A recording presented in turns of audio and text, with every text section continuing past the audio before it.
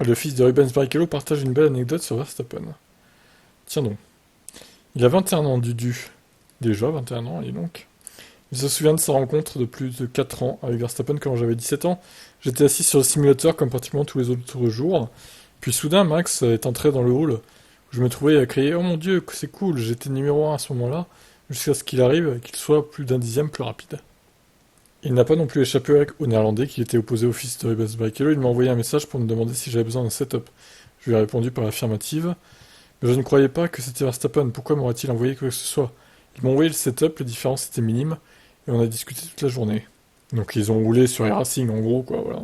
Pour vérifier qu'il n'était pas dupe, Eduardo a pensé à quelque chose à la fin de la journée. Je lui ai dit, si c'est vraiment toi, envoie-moi un message sur Instagram.